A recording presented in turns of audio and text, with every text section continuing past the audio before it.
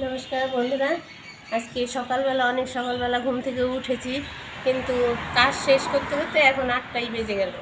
ভাবলাম যে আজকে হয়তো তাড়াতাড়ি পূজাটা সারতে পারবো, কিন্তু কই সেই একই টাইম। আর কুয়াশায় ঘিরে আছে চারপাশে, মানে স্নান করতেও একটু ঠান্ডা ঠান্ডা লাগতেছিল, তবু এখন স্নান তো করতেই হবে। করে নিলাম, পূজার ঘরে আসছি, এখন কিছু ফুল তুলে নিয়েছি, তোমাদের সঙ্গে শেয়ার করি। এটা আমাদের বাড়ির ফুল।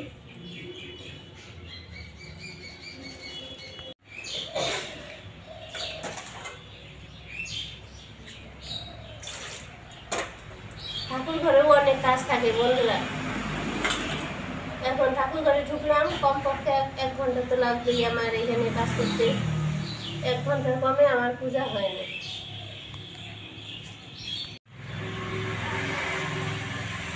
চলো বন্ধুরা, এখন আমি কলে পাড়ে যাবো, ঠাকুরের কিছু বাসন মাজা নিয়ে আসি।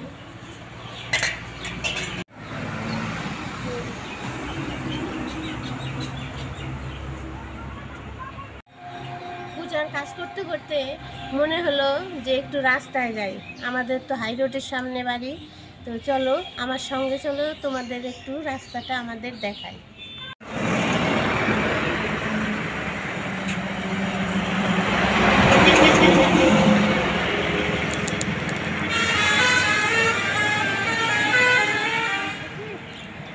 তো রাস্তা দেখিয়ে নিয়ে আসলাম, দেখলে আমাদের এইটা 31 নম্বর জাতীয় সড়ক।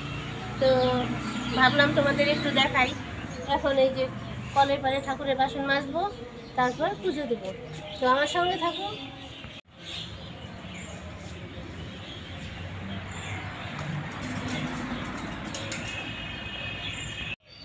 ঘর মোছামুছি হয়ে গেল, এখন যাবো কলে।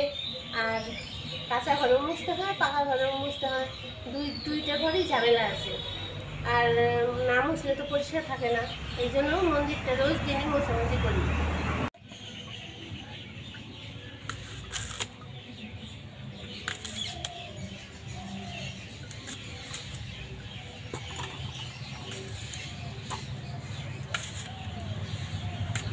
আপেলটা কাইটে নিচ্ছি, আজকে আপেল দিয়ে পূজা করব। রোজ দিন পূজা করতে হয়, মানে যেদিন যেইটা বা ঘরে থাকে সেইটা দিয়েই পূজা করি। আর সকালবেলা পূজা করি না, এই জন্য সেই রকম আবার বাজারে যাওয়া সম্ভব না, আগের দিনই ঘরে আইনে রাখতে হয়। আজকে আপেল দিয়ে পূজা করব। এই দেখো, সব কাজ সেরে এখন চলে আসলাম ঠাকুর ঘরে। ঠাকুর ঘরের সব কাজ হয়ে গেছে, সব গুছিয়ে গাছিয়ে নিয়েছি।